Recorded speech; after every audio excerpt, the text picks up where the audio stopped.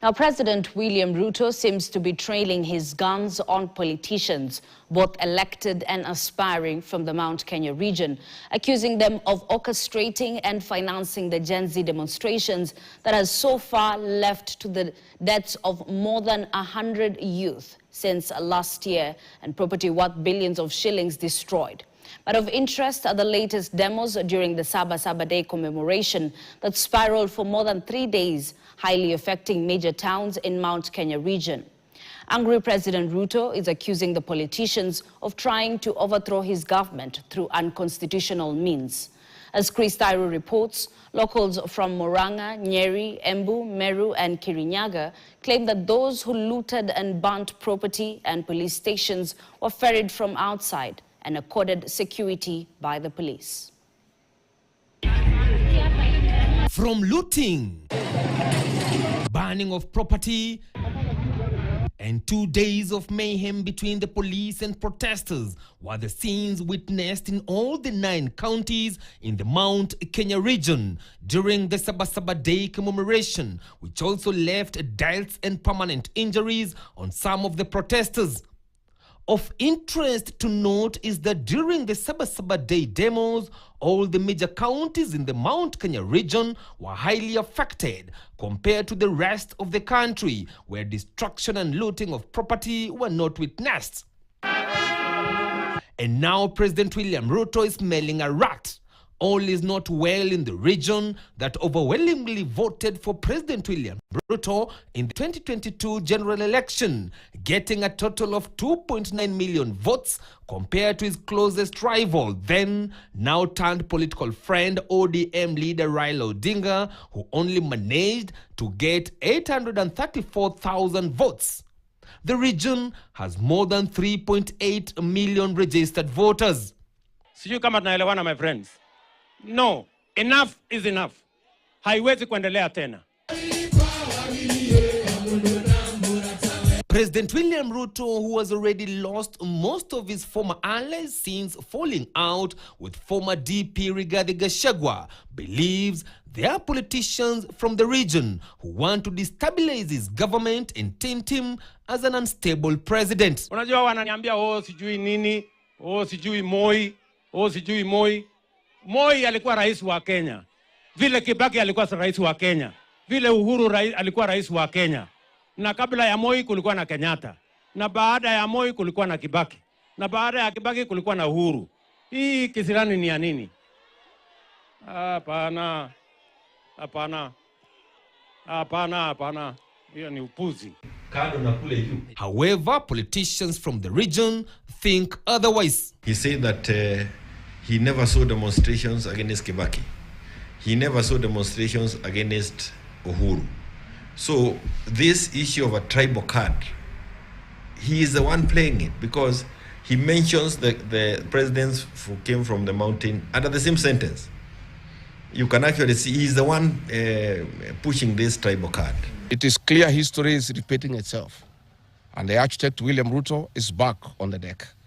He is hell-bent to finish his unfinished business with the people of Mount Kenya. Na mwanza kupea Wakenya tu story mingi kila wakati. We can see through the lies. We can see through, and we know for sure, either the government was involved or it abetted those crimes and criminalities. For instance, in Murang'a town, where a supermarket was looted and other business premises attacked by goons, the locals claim that majority of those who unleashed terror are not known to them. Hakuna vinya watu wanaweza toka huko juu, wenye walikuja kuandamana si watu hapa, si wakaaji wa hapa. Walikuja na wakaanza kufanya maneno. Tuko na information walimwagwa na basi 6, vijana kama 300. Wenye wanalipa watu wakuje wachukue vitu za wenyewe. Kama tumekuchagua, kama hatuja kuchagua, hiyo ni kitu baya sana. Juu wewe mtoto wako ako kwa nyumba na umemwacha kwa nyumba. Unakuja, unachukua watoto wa wenyewe, unawalipa wakuje waandamane. As opposed to the Azimio maandamano, this Gen Z maandamano, the target is now the Mount Kenya community. You have seen the businesses that have been attacked are those for people who come from the mountain. Ironically, in President William Ruto's administration, majority of the top leaders hail from Mount Kenya region. For instance, in his cabinet, out of the 21 cabinet secretaries, 8 come from Mount Kenya region, including Deputy President Professor Kithure Kindiki, whose roots are from Tharaka Nithi County, as well as Secretary to the Cabinet Mercy Wanjau, who hails from Laikipia County. This is despite a good number of principal secretaries and ambassadors from the region and serving in his government. But despite all these, locals feel that there is a deliberate attempt by the government to cause chaos in the region. Mambo ya 2027 kama inafanyiwa ifanyiwe huko juu. Kama kuna vita ya president na Rigathi na hao wengine, wacha ifanyiwe na huko juu. Wacha isiletwe kwa biashara zetu. Na hizi mambo hatukuziona Kisumu, hatukuziona Ukambani. Bona imefanyika Mount Kenya. There is another arm that has come to try and light on that genuine protest by the Gen Z to achieve an objective, and I believe this is a government objective, and it is really towards the mountain. This is a clear onslaught on the Kikuyu Nation. A case in point, when a police station in Mawego in Homa Bay County was torched, the suspects for that particular crime have been charged with arson. But when a police station is alleged to have been torched in Kiambu, suspects from the Kikuyu Nation are charged with terrorism charges. And in all these, the bone of contention has been the question whether President William Ruto will get a second term come 2027 general election, as well as his support from Mount Kenya region. Upuzi yenu mnatuambia sijui one term ya nani? Nani alikuambia sisi ndio tutakaa one term? Kibaki hakukaa one term, Uhuru hakukaa one term. Sisi umeona wakati imetufikia ndio sisi ni washenzi tukae one term. Tunapiga mbili. One term is a constitutional thing. If you are sending Ruto after his one term, he has nothing to be fearful about. You are actually assuring him that he has enough time to plan against you. And I would rather we go back to factory setting and we are saying Ruto must go. Ati walete maafa Kenya. Ati ndio wapindue serikali ya Kenya kabla ya 2027.